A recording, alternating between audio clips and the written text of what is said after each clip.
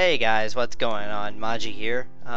This is just another little live commentary video since I haven't done one of these in a while.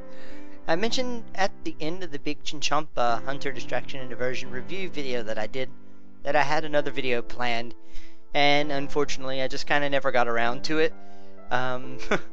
Yeah, the September behind the scenes got in the way, plus I did a collaboration a little earlier tonight with crap, the name escapes me right now. Kaiser Mage Videos or something. I think that's how you pronounce it. But it's Phonic Artist in game. He's in Castle Wars Friends chat most of the time with me. So yeah, I did a collaboration video with him. I posted it on the YouTube channel, so check my feed if you wish to see that video.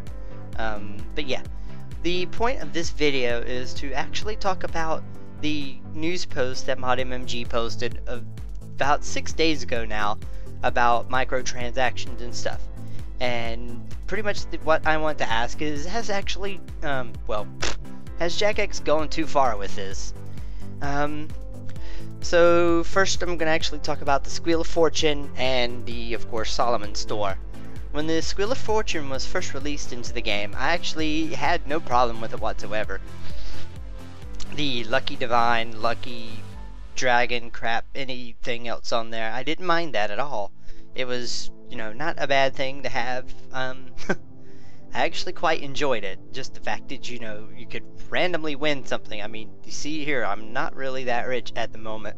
So, you know, winning 200 mil on the Squeal of Fortune would, you know, be very, very beneficial to me right now. But, yeah, that doesn't always exist.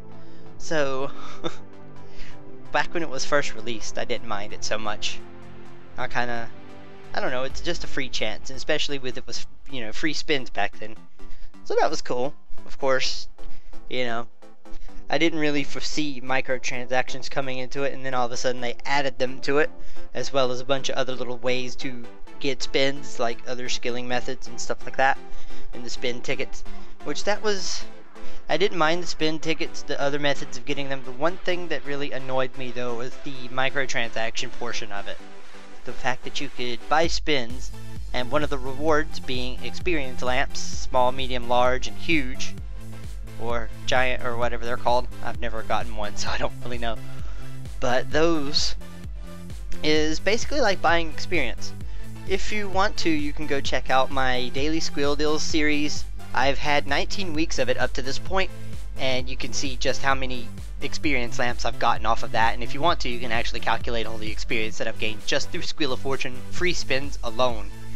So giving the ability to buy spins, you can be pretty sure that you'll actually get quite a decent chunk of experience lamps. So you're basically getting free experience for no work at all, which really kind of devalues a lot of these. Like, most of my free experience lamps, if I get like the medium experience lamps, goes on to Slayer. And actually, most of like 17 to 19 mil here, a lot of that has actually been Squeal of Fortune stuff. Because I don't really do Slayer.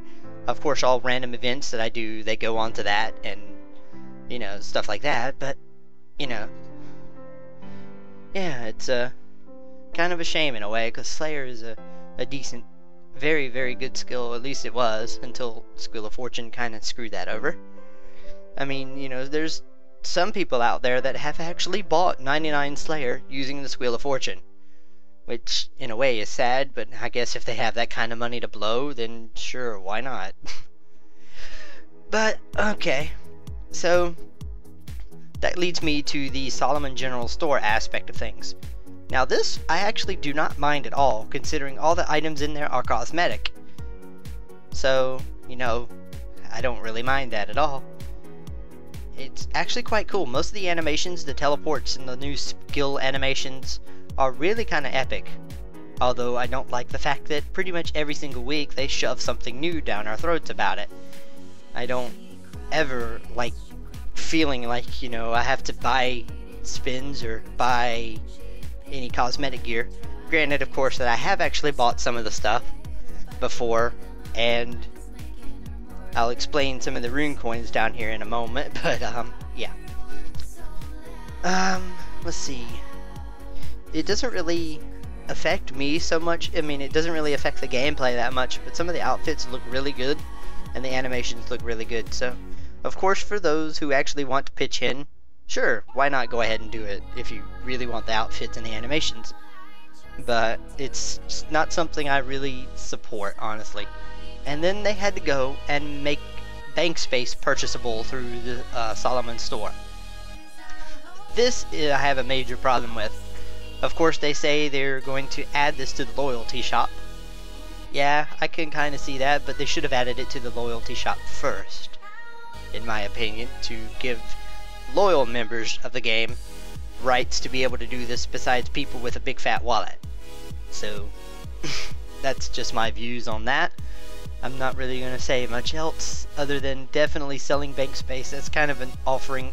It's a borderline one with me. It kind of gives a little bit of an unfair advantage because some people have more bank space. And me personally right now, I'm not going to buy bank space from this Solomon store. So that's a little bit pointless, and I'm getting fairly close to being out of bank space right now. So yeah, it would definitely benefit me.